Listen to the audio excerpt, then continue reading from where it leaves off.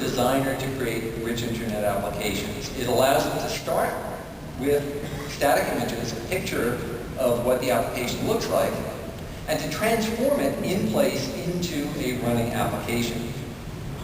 It allows them to wire up interactivity, such as what happens when somebody clicks on something, and to do that without writing any code.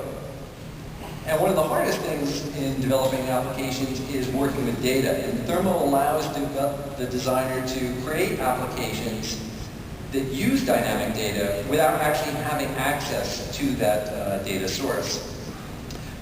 Perhaps most importantly, though, the applications that a designer creates are flex applications. And Thermo provides a seamless workflow for developers working with Flex Builder. And the benefit of this is that it allows designers to really take their design much further and to be actually part of the production application with no loss of fidelity.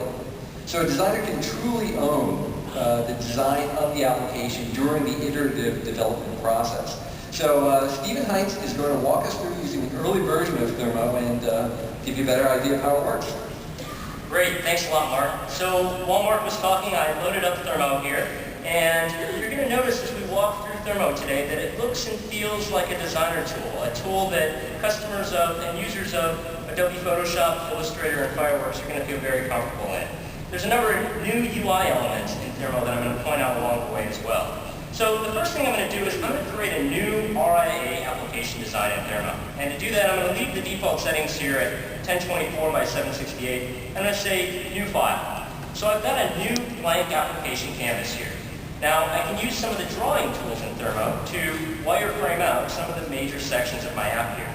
I could also use these drawing tools to create new graphics from scratch or to manipulate graphics that I may bring into this tool from something like Photoshop, or Fireworks, or Illustrator.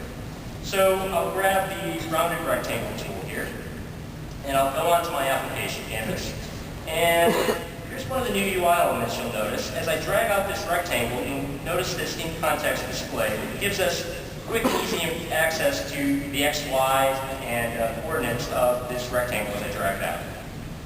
You'll also notice after the rectangle is selected, I have this in-context display that gives me quick and easy access to some of the common properties.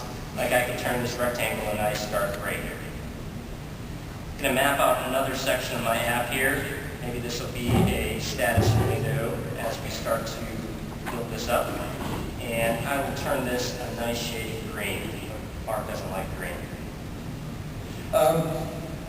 Well, what's really important, I think, is, this is very cool that you can use Thermo to draw some graphics, but under the hood, what's happening is that Thermo is actually creating a Flex application. And so it's generating source code. We can actually access this source code from within Thermo. So Steve, when you flip to source code. Okay, so I'll go to source code view in Thermo here. And so this is the source code to what Stephen has done so far. And for those of you who know Flex, this will seem familiar. This is MXML, which is the language that Flex uses. And you've seen it a lot this morning as people have created applications. But the tags that we have here are a little bit different, if you notice.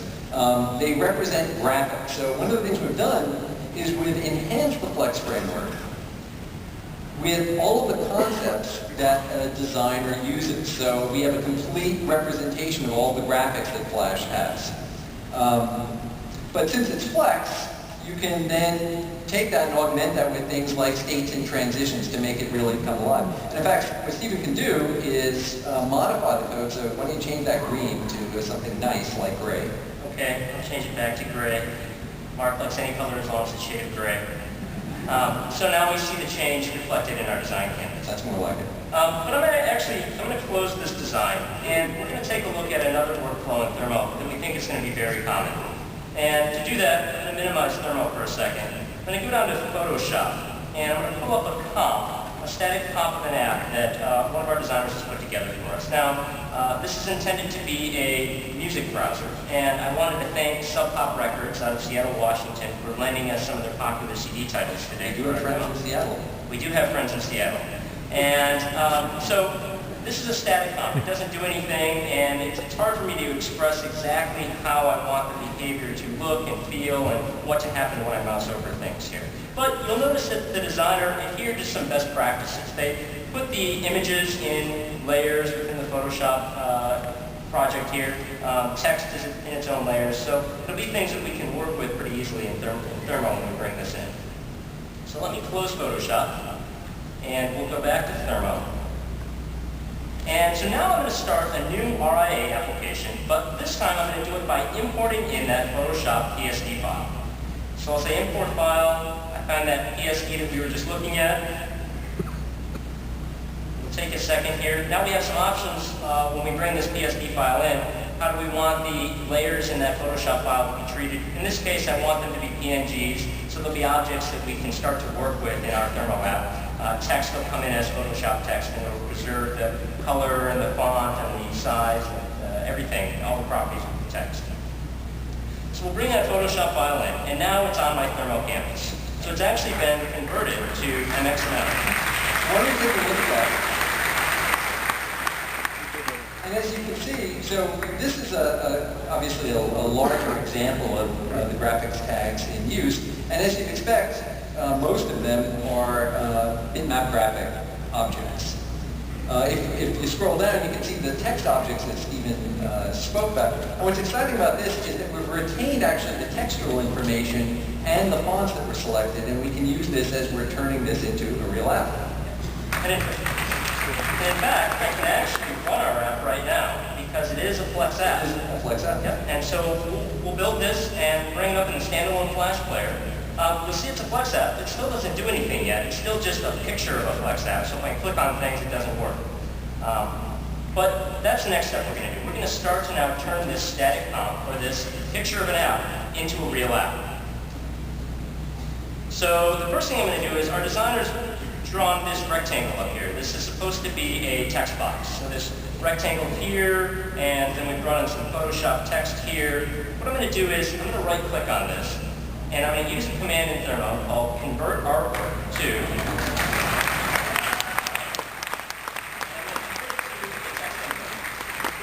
So the only indication that really changed there, because it's still in place, it still looks the same. The only indication we have is that now when we click on properties for this, we get properties for a text input control. And just with that one change right there, I'm going to run our app now and see what happened. So this will compile the app, and this will bring it up now in the standalone Flash player. And now we go into here, we now see that we can type in this text box.